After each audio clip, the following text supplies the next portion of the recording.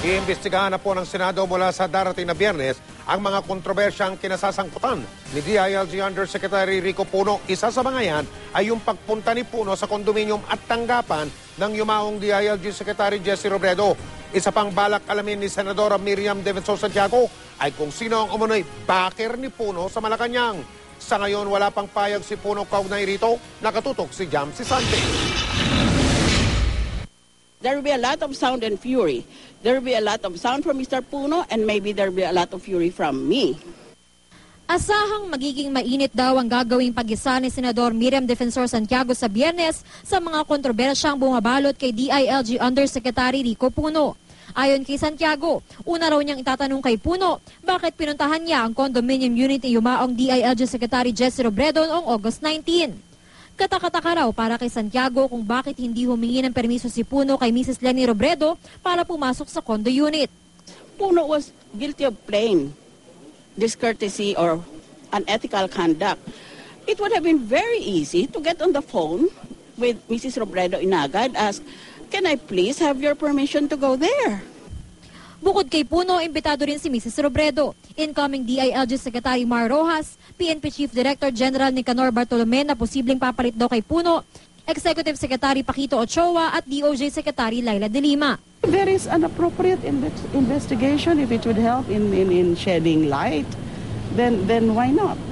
Basta ba may proseso, may imbitasyon talaga. I will clear it with the President. Okay, pag mga ganyan. Si Senate President Juan Ponce Enrile, wala naman daw nakikitang irregularidad kung pumunta si Puno sa mga opisina at condo unit ni Robredo.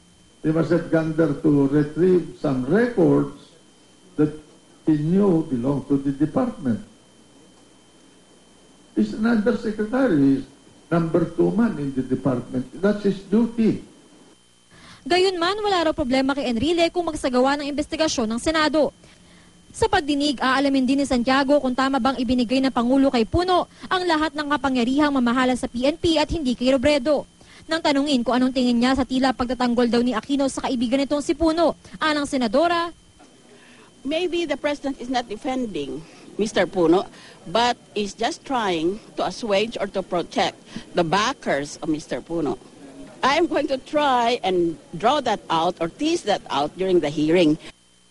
Nauna nang sinabi ni Santiago, mayroon daw malakas na backer si Puno pero hindi pa raw niya ito mapapangalanan.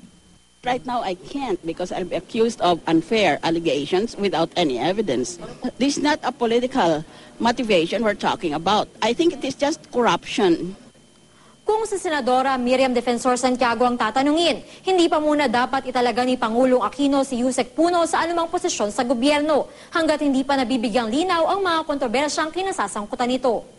Imbitado rin sa pagdinig si DENR Secretary Ramon Paje para magsalita tungkol sa kampanya laban sa illegal logging at Archbishop Oscar Cruz para tumestigo tungkol sa kampanya ng DILG laban sa weteng. Sinisika pa rin ng GMA News na makuha na ng pahayag si Puno kaugnay sa balak na investigasyon ng Senado at sa mga pahayag ni Senadora Santiago. Jam Sisante, nakatutok, 24 oras.